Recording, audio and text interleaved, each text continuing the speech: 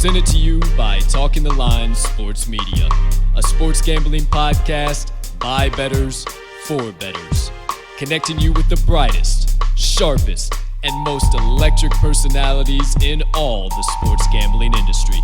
So as always, pull up a chair, open up your mind, and get ready to receive knowledge you won't find anywhere else. We can't thank you enough for joining us, and we hope you enjoy. This is Wise Words.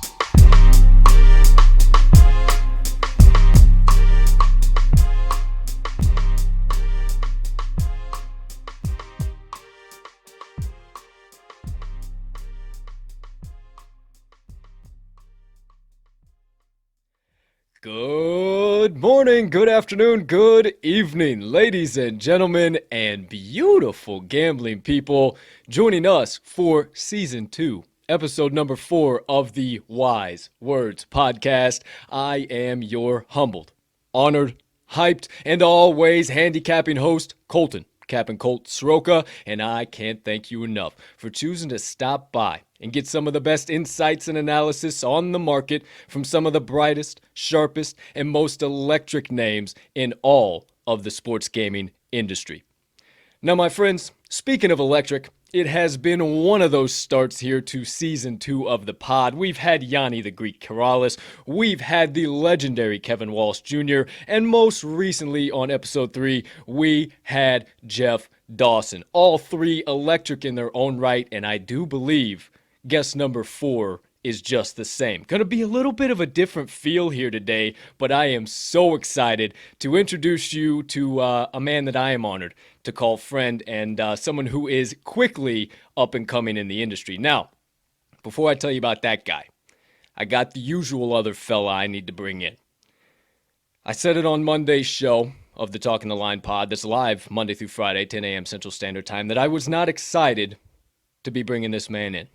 His Packers absolutely whooped the hell out of my Bears this past Sunday night, and I have let him have his jab. So one final time, I will give him the opportunity. Time of recording is Monday to jab me here for this beautiful Wednesday, December the 15th, 2021. So without further ado, help me bring him in today, my friends. The man, the myth, the degenerate gambling legend and TTL resident Southsider and cheesehead himself, Mr. Riley R-Mags Magnuson. Partner, how the hell you doing over there today, pal? My man, I'm doing fantastic over here on my end of things. Once again, both times today, this one will come out Wednesday, but you're taking the wind out of my sails. Nice strategy that you're rocking with as far as taking the wind out of my Packers gloating sales. So credit to you for that, but I'm doing fantastic, my man. You said it. We got a little bit of a different spin on today's episode. On top of that different spin, actually someone that we made connections with and have been chatting with well before this episode. So I'm excited to get rocking and rolling with this one, to have some nice solid energy flowing through from start to finish. Not that we haven't had that on every single one, but I think you know what I'm trying to say here. Oh, I do, my friend. We do have some solid energy coming from today's guest, and before I bring him in, yeah, I'm glad you're recognizing that. You know, we're playing chess, not checkers out here. Always one step of the ball game, baby. So, without further ado, you're looking gorgeous over there on your side of the screen, partner. You're more than welcome. Outside of that, anything else you need to dish out, relay, deliberate about, or banter about before I bring in the legend that is joining us for episode number 4 of Season 2 of the Wise Words pod? No, I think I've exhausted myself the last week getting out all these jabs. So go right ahead, my friend. Thank you, sir. I certainly will. All right, my friends, our 4th guest for Season 2 of the Wise Words pod is an innovator in our industry. That's right, I said innovator in our industry, and he's quickly making one hell of a name for himself in the sports gaming community. If you don't know him, I can promise you that you soon will, and I know I can speak for Mags over there in saying that we are incredibly honored to call him a friend of TTL Sports Media. He is an alumnus of the Yale University and holds a bachelor's degree in economics, so we got a big brain business fella joining us here today. Much like your boys, he was also in corporate America. He was actually an investment banking analyst, and now he's a sports investment analyst of sorts, amongst many other things. He's actually also the co-founder and CEO of Chalkboard, and I know we'll talk a lot about that, but my friends, think Discord on steroids, but only for sports betting. I can't wait to get his perspective on his current company, where it's going, and everything in between. But ladies and gentlemen, it is my absolute pleasure, as always, to welcome in one of the hardest working dudes I have ever met in this industry, all around incredible human being and Bay Area native, Mr. Ted Mauze. Wow. Welcome in. That is an intro that I am going to clip and save for the rest of time. Thank you. That is about as good as it gets. And Colton, if I can bring you to all of my future investment pitches and you just come in and lead off with that shit, 100%. 100%. 100%. I got your back, dude. We've talked about it multiple times with multiple guests. I have found my niche in the industry. No more content, no more handicapping, only intros for the legends that are already out there. Shout out if you don't follow Ted on Twitter or Instagram or wherever it might be. I talked to him before the show. Like we said, we've been friends with him for a while, so I'm really excited to introduce all of you guys out there with him, or to him rather. But I was like, man, I want to make sure I'm pronouncing this right. Is it Mauze? Is it Mauze? How do I actually say it? And he's like, it's actually Mauze. And I said, whoa, Mauze. I don't want to pronounce it incorrectly. He's like, nah, you can fucking say whatever you want. I said, no, bullshit. So we even got the little tick above the Mauze to, there's a, one of them apostrophes to remind me of how proper and how much of a gentleman this man is that's joining us here today, as you can tell. It's almost impossible to butcher because I've heard it pronounced a million different ways. I think the worst was when someone called me Mr. Mouse. Oh. Like, that's not close. You know what I mean? No. Like, if there's a Z. Like, if there were an S, maybe Mr. Mouse. But Sure. Mauze, Mauzy, like Mauze. You know what I mean? Like, Yeah. Hey, Mr. Mouse, would you like to partner with us on this next venture? Yeah, I can definitely see that for sure. Yeah. All right, my friend. Well, hey, welcome into Wise Words. Can't wait to chat with you here today about your company, Chalkboard, where it's going, where it was, where it's at right now, kind of your thoughts on the sports gaming industry in general, and just kind of dive into the usual Wise Words rabbit holes. So, you're quickly making a name for yourself, my friend, and I know you've been frequenting a few shows here or there. I know they've been hitting you heavy to the core right from the jump. Well, your good friend Colt over here ain't gonna let it happen. I'm gonna slow it down for you just a minute. So, talk to us a little bit. Tell us a little bit about Yale. I want to know a little bit about that 2019 Elite Eight basketball game between Purdue and Virginia. I need to know about that. Sure. I also want to know a little bit into corporate America, having the idea Chalkboard, then moving out of corporate America, where you're at now, and essentially, who is Ted Mauze? Okay. Wow. We got a lot to get into there. Yeah, man. So first of all, I typically don't even name drop Yale anymore because that's a 4-letter word that opens doors. But Sure. like the social context of it isn't what I would always love it to be. So I always say I went to school in Connecticut, but yes, I went to Yale. I played soccer there. I grew up in California, and so to make that cross-country trip, I visited Yale for the first time in the winter, and I was like, holy shit, is it cold, right? You know what I mean? It was like the first time that I'd ever really experienced snow on the street, that I wasn't like on vacation, like up at a ski mountain. But Yale was amazing, man. Like the opportunity to play a sport in college was an experience that, I wouldn't trade for the world, right? Socially coming in as an 18-year-old and just being thrown into a group of, a friend group of 18 to 22-year-olds that had seen the shit, right? Like that knew which classes to take and, knew what to do and what not to do. Wouldn't trade it for the world. So played soccer for a little bit, actually got concussed, neither of which you guys know. But I got super concussed my freshman year, like knocked out twice. Well, you seem okay now, so I'm glad things have put themselves back together.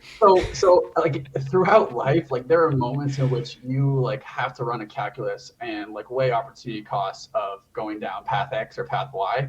Path X for me was like, do I keep playing soccer, which I love and has this great group, and it's like it is like a structure to my week that I would really miss, or do I prioritize my brain, right? And like at that point, it was a hard decision, but I was, quickly pushed into the Y channel, which is like, hey, you've got a life ahead of you. You're playing Ivy League soccer, right? Like, you're not a pro. Sure. And it was hard to step away from soccer, but what I'll tell you is life after sports and working in the sports industry, which I think you guys can relate to very, very personally, is everything that I've needed and more on the sports front.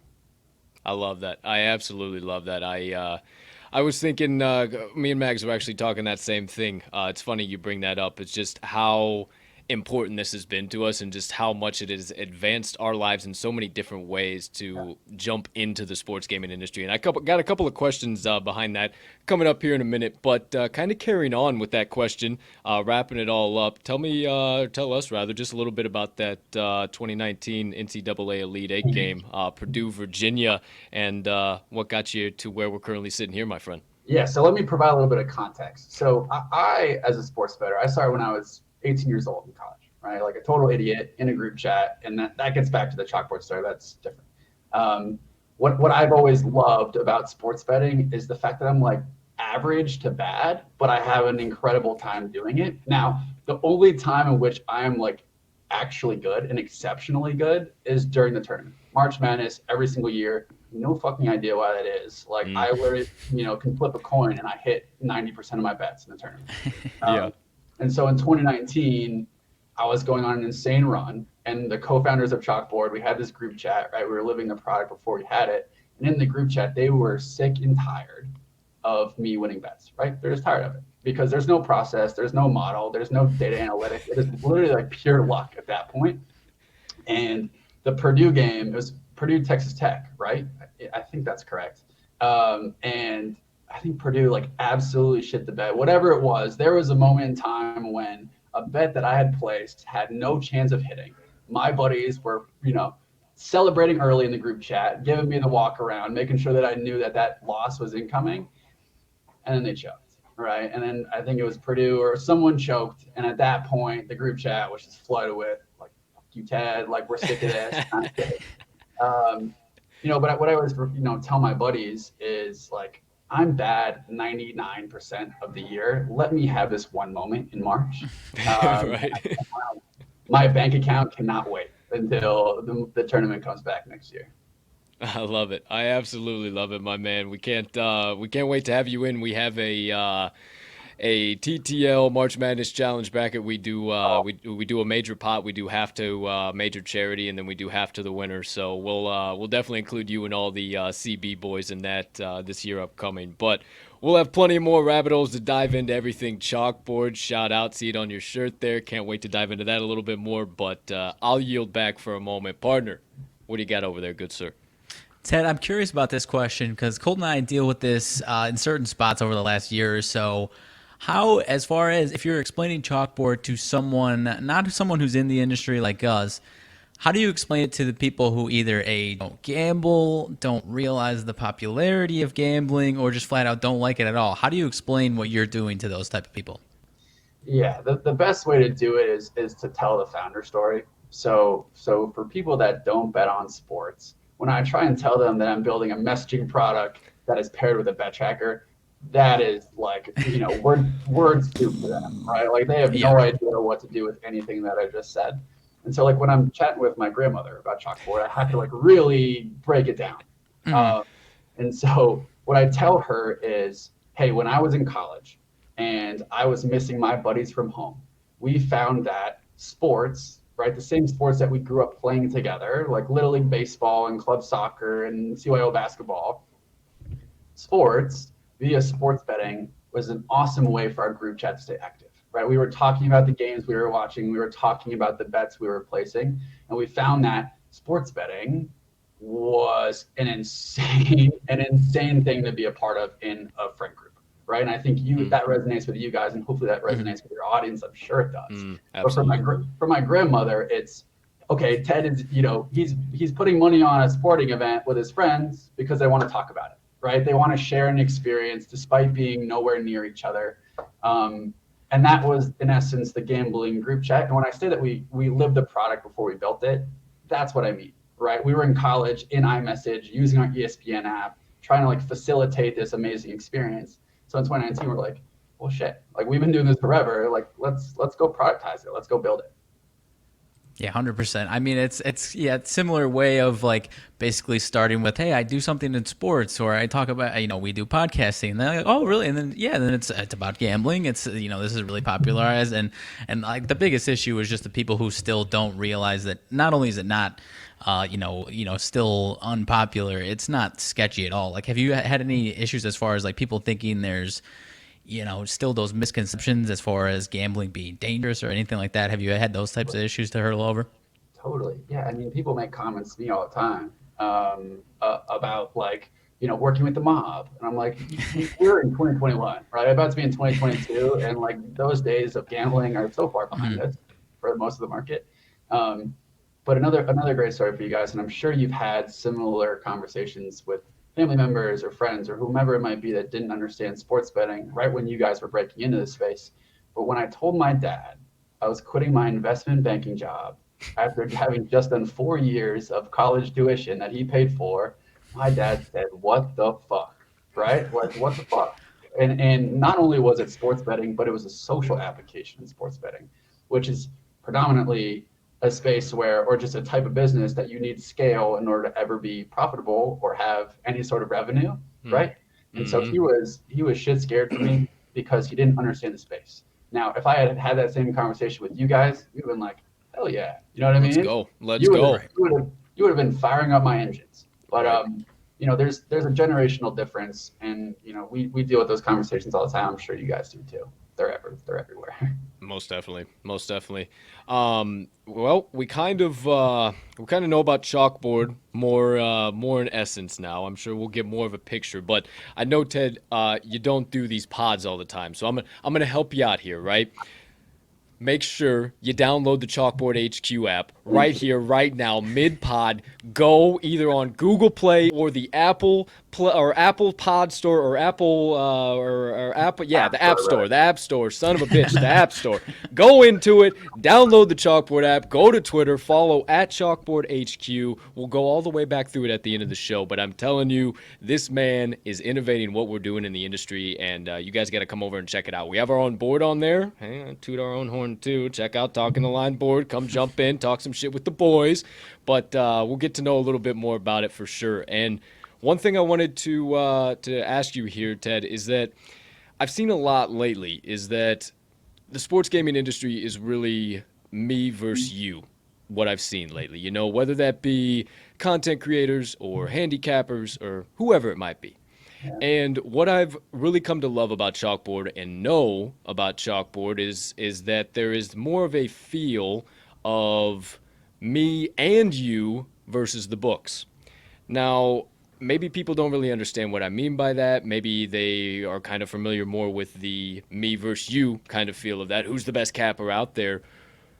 Can you kind of explain to us and to the audience, how are you and Chalkboard working to kind of change that me versus you feel, and what is kind of Chalkboard's mission behind that? Great question. Yeah, and this all comes back again to the founder story, to the group chat.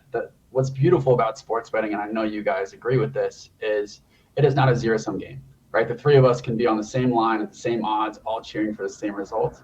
When in daily fantasy sports, let's say, if we're playing in a GPP, there is one winner, right?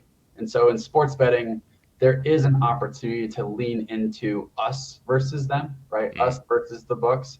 And so we built that into our product because that was our founder story. That was our group chat. We've always bet on the same shit. Like, we would occasionally fade Parker, but like for the most part, it was more fun. It's more fun doing it together. Oh yeah. Right. And so in building our product and like thinking about a tagline, and I know this is corny, fellas, but it's better together, right? And so if we can build spaces for sports bettors to do it together and to win together and to share insights together, that makes for an experience, win or lose, that is like full of camaraderie and full of fun. Absolutely. And that us versus them motto and the better together motto, I absolutely love that because, when you first start in the industry like this, it does feel like, oh, I gotta be better than everybody else. I have to be the number one handicapper. That's how everybody's going to notice me. But the more you get involved with the community, the more that, hey, we're all just trying to bankrupt these books together, the more fun you start to have. And it's like, well, hell, I was causing myself anxiety and not liking people for no reason. Like, hey, let's have some fun. So I absolutely love that. Again, I love what you guys are doing at Chalkboard. That's why we partner with you guys. We love the app. We love what you guys are doing. Before I get down a whole nother rabbit hole of tooting your horn some more, partner, what do you got? Ted, I'm curious. I mean, you guys, we've been checking in on you for a few months now. The last week or so, there's been some more news coming out about you guys, partnering with some big names and stuff. What would you say is number one priority right now? Like top of the line priority, obviously growing the community to as big as you can possibly grow it, I'm sure is the end goal. But is immediate growth of the community the number one priority, or is it bringing in more big names, or bringing in anyone else in any type of role to help you, or is it the community that's trying to grow immediately? Is that number one? So great question. We're all good on names. Baron and Paul, suffice to say, have been able to get us a ton of PR, and they're great advisors to us. What's mission critical for Chalkboard at the moment is we need to grow our engineering team, right? Like I think there is a lot of demand for the product that we're building, and we're getting a ton of great feedback from users. But there are some usability concerns, which I know you guys have pointed out. Like we need to make our product as market leading as possible. In order to do that, we need exceptional talent in-house. So we feel great about where we are, but the next step for us is, can we go find those rock star engineers that live sports betting the way we do, right? Because as soon as you have those folks on your team where they're solving problems in ways that you don't even understand, right? That's when businesses go, hit that inflection point and the product takes off. Yeah, 100%. And to toot your guys' horns, one thing I think Colton would agree that we've liked about you guys is that you guys, compared to some other similar competing ones, you guys at least know what people like Colton and I are looking for, as opposed to just trying to put out a product and then hoping things figure itself out. You guys kind of seem to understand what is expected and what people like us want. That's the biggest thing that I've loved so far about your guys' app. And if we don't know, Rowdy, we ask, right? Like that's the biggest thing for any business is, if you don't know the answer to something and you need to know, let the users, let the customers tell you what to build. Yeah. Absolutely. 100%. And that's, I attest with that too, Mags. I mean, that nonstop growth over there at OCB, it is always happening, moving and grooving for sure. So, again, I love what you guys are doing over there. The whole team, everything going on, man. Again, you guys out there, download the Chalkboard app for real, for real, for real. I know I've said it 50 times already, but this is our guy. And like I said in his intro, man, he is one of the hardest working dudes we know out there. This nonstop, us 24/7 around the clock. This motherfucker is 28/8 or 26/8, 25/8. I can't even keep up with him anymore. I don't know how many damn hours he works. So I digress. You know how much of a legend he is. All right, so we talked a little bit about Chalkboard. We know the man, Ted Mauze. We know where Chalkboard started, where it is, where it plans to be going. I want to switch gears a little bit. I want to talk to Ted Mauze, the young entrepreneur. Chasing dreams, chasing passions, knocking down fucking barricade after barricade, turning obstacles to opportunities. What would be your number one piece of advice that you would give to a young entrepreneur out there, a content creator up and coming, or maybe even just somebody chasing a dream or passion that might seem stupid to everybody else, but you have the delusion to want to keep chasing after it? What would you tell that person? I love that question. And, I could spin that back on you, and I will at some point. But what's interesting about our story, and my story more specifically, is like my context is working as an investment banker, fellas, which is the shittiest of the shit, right? Like it is the lowest of the low in the finance world, working insane hours, right? Like learning a ton. Like there would be no Chalkboard if not for my time as a banker. But it gave me incredible perspective when that time came, when the idea arose with my buddies in that group chat, to realize, hey, I don't want to be an investment banker, and we have an opportunity to run at something really special, right? You guys know what that gut feeling is, where it doesn't matter what anyone says to you. When you feel that you have an opportunity, you fucking sprint at it, right? And so the advice I would give any entrepreneur, whether you're middle of your journey or thinking about a journey, like if you have that gut feeling where like you know in your heart of hearts that what you're about to go do is something that win or lose is going to be a journey worth remembering and a journey that you wouldn't trade for the world, fucking go for it. Like go for it, fail. Like there's a chance, there's a good chance that Chalkboard fails, but I am having the time of my life. And I know you guys are grinding it out too, and you guys are having the time of your lives. So as young entrepreneurs, like all we can do is celebrate those that build and those that take risks. And so I guess the advice is fucking go for it. Like like we got one life where we want to work in sports. We're smart. We're gonna go for it.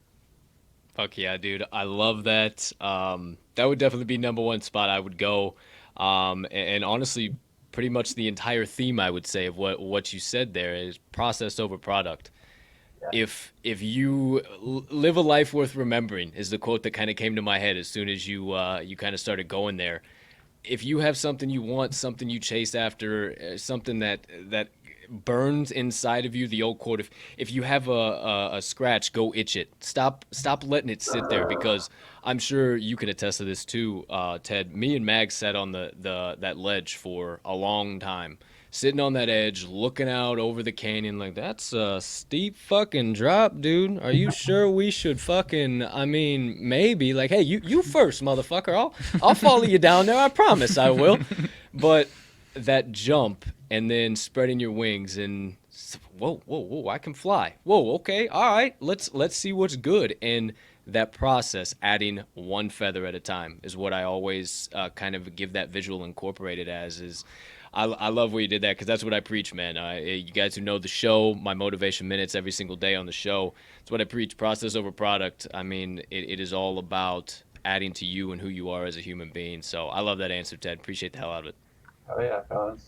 Win or lose, right? Win or lose. Win or lose, we're always going, and win or lose, we still booze. So either way, either way, Max, what do you got over there, my man? And Ted, I'm curious. I mean, Colt mentioned it. As far as you haven't done a ton of these type of interviews or shows, are there any plans? I mean, you're doing fantastic. Are there any plans to get into any type of content or podcasting type stuff in the future, or do you like the role that you've been at? I always get nervous in these kinds of situations, which is fine. And I got to get out of my comfort zone, and we've got a PR team that's pushing me to do so. And I did get a ring light and a little webcam. So I'm officially pretty enough to be on these things with you fellas. Because when I was doing it on my laptop, I looked like a piece of shit. But yeah, I mean, look, part of building our brand and building our company means that we need to, get on these stages and make a name for ourselves and do so in a way that is like authentic to who we are and the brand that we want to build. So yeah, I mean, the plan is to do more shows. I'm going on a couple pods this week. I went on Cheddar last Friday, which I was telling Colton Bradley was the scariest fucking experience of my life. Really? Like, it was life TV, dude. And like there was no backing out when I was sitting in the waiting room. And like if I could have pulled a plug to get out of there, if there was like a physical plug in front of me, I would have yanked on it. But yeah, man, like we're young. Like I think the brand that we get to communicate, which you guys are leaning into as well, is we are representative of the next sports bettor, right? Like the next generation of sports bettor that's going to bet for the next 50 fucking years of our lives. And so the products we build, the audiences that you guys create for yourselves, we're speaking to the future. And so as we're talking to publications and people are interested in talking to me, that's the only reason, right? Like we are young. Let's lean into that. Let's be young. 100%. I love that. I love that. The more we talk here, Ted, I mean, I know we've talked many times outside of this, but you're a pretty cerebral fella, huh? You got shit going on up here. Maybe a couple of concussions did you all right during the soccer days, huh? Everything all right down there? I like it. Well, I wear a helmet when I go outside in New York City. So hey, that's all good. I know it's hectic out there in the big city. I get it. I understand it. So there you go. There you have it. Speaking of being a cerebral fella, one kind of final question before we wrap up here from me, more on the cerebral side of things. And our job, or what I've said multiple times, is kind of what me and Mags try to do, is take sports betting out of the deep, dark corners of Guido Gambino's basement. And we've said it before. Shout out Newbie Talks, Dan Alexander. First one to kind of bring it to us in that light. And it's our job. It's what we like to do. We like to have conversations like this and like, hey, sports gambling ain't that bad. We ain't involved with the mob and all that stuff and whatever it might be. So I always like to kind of ask this question as well. I haven't got to ask it as many times, so I'm really excited to hear your perspective on this one. But my friend, total open floor, whatever you first thing comes to mind, what has been the most rewarding part of entering the sports gaming industry? Oof, that's a great question. The most rewarding part about entering the industry and building a business and doing so, because I think they're one and the same for us, obviously. Mm. I have met some incredible people, right? And I think there is an energy in the sports betting world because what we do is just a roller coaster every single night. Yeah. There are characters and personalities like you guys that bring a new level of energy into my life. Like, dude, when we get on calls and we talk and we chat about life and about business and whatever we're doing, like you guys have insane energy that lifts me up, right? And so I give you guys credit. There are other people that I've met along the way that are so different than investment bankers, right? Like obviously that is my context, fellas. The bar was low to begin with, but there's a famous line in investment banking that is, and I heard it too many times, and hopefully none of these guys are listening. The line of that should have been me, right? Investment bankers looking at their buddies who took risks, who went and did cool shit, who might be making more money, and that should have been me. Like, that's us, guys. Like, win or lose, like people are gonna look at the way in which we're Hey, that's us, guys. Hey, fuck and yeah. And I really feel that. And like again, to get back to your question, the relationships, the people, it's an inspiring time to be in this space because of the people pushing it forward. And I'm excited to be a part of that group with you guys. That is 150% what I would have said myself. It's been one of the best opportunities I've ever had to just meet new people like that, and people that I 3 months ago was looking on a show and say, wow, to ever have the opportunity to talk with that person. And now we got the opportunity on Wise Words or going back and forth on Twitter. I mean, and they're normal human beings. And that's what I'm finding out more and more and more. The more you can just be a real life human being and connect with these people on that a level, because they get so few and far between opportunities to do that. I mean, it's just so much more fun. And you're able to build such a stronger bond. So man, that's what I always appreciated from you. First time we ever met you, Ted, right from the jump, you were always 100 with us, and we have definitely had a blast growing with you and growing with Chalkboard. So here's to plenty of more years of that. Enough sappy shit from me, partner. Take it away if you would. My man, I am just about run out of questions on my own part over here. I got nothing else but to toot my man down here's horn. I mean, love the app. I've had a lot of fun with it. A lot of fun on every other different page. I can't get enough of it. So I need to obviously do as much as I possibly can. But I'm having a blast with the app, my man. Hey, we appreciate it, guys. And there's so much more to come on that front, right? And the opportunity to build it with you guys. Like I hit you guys up to like, hey, like, what do you like? What do you not like? Right. So the more you can funnel feedback, the more your audience can lean into feedback. That's when Chalkboard will get it absolutely right. So thank you for everything you've done for us. Thank you for the app, man. We appreciate the hell out of it. We appreciate the hell out of you. I do have one final question. We've talked a lot of Chalkboard. We've talked a lot of, what would you say to a young entrepreneur? Well, cerebral advice, if you will. Now, son of a bitch, the last time I checked, this was a sports gambling podcast. So, my friend, Mr. Mauze, I apologize. We all have that one team, that team that, there's the stove in the corner of the kitchen and it's fucking red hot. And I know I shouldn't walk over there and slam my hand down on that repeated, but I'm going to do it anyway. We all have that team. My friend, what is that team for you, and why do you keep going back to the betting stove? For me, fellas, it is going to be the Golden State Warriors third quarter money line. If you can take the spread, you can take the money line. I will close my eyes, not watch a single minute of the first half, even though I do watch. But like mentally, I don't watch.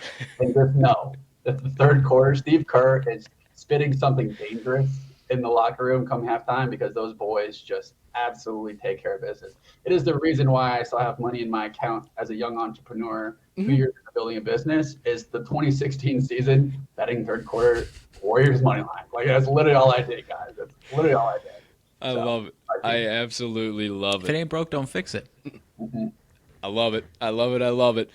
All right, one final time to the legendary Ted Mauze. My friend, where can we follow you? Where can we follow Chalkboard? Where can we download the app? Any other team members you'd like to shout out? All encompassing in closing for the legendary Ted Mauze.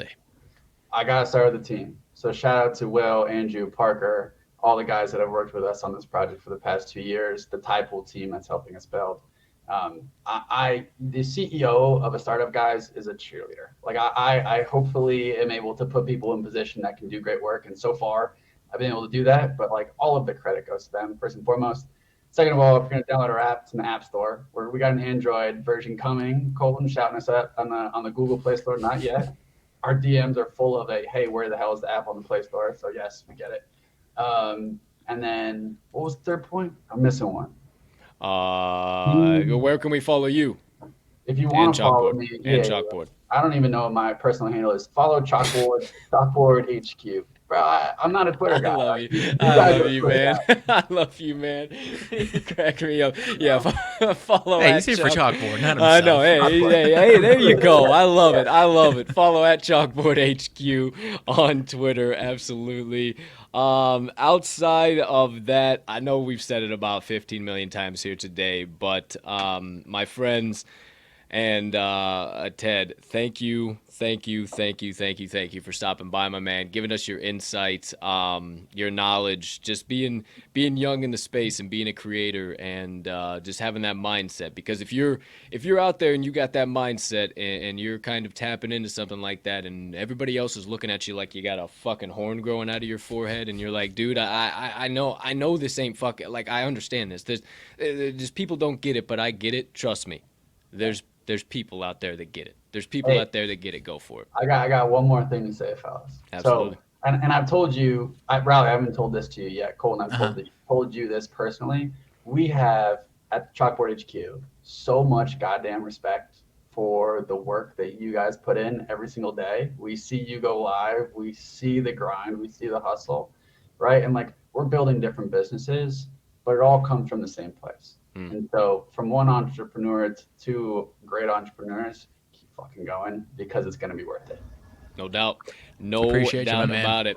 Full steam ahead. Same to you. Once again, to our legendary guest, quickly making one hell of a name for himself in the sports gaming industry, Mr. Ted Mauze. Don't call him Mouse, Moss, Mauze, anything in between. You better get it right, damn it, and download the Chalkboard HQ app. Follow Chalkboard HQ on Twitter. Last but certainly not least, because that sure certainly seems to me like an episode of the Wise Words podcast. My friends, degenerates, gamblers, ladies and gentlemen, far and wide, we hope you have a spectacular rest of your Wednesday, unless you have any other plans. One final thank you to our guest of the day, Mr. Ted Mauze, and partner. Let's send him off. And let's cash. Oh, shit. Hold on, one more. Okay. Oh, fuck. Some tickets.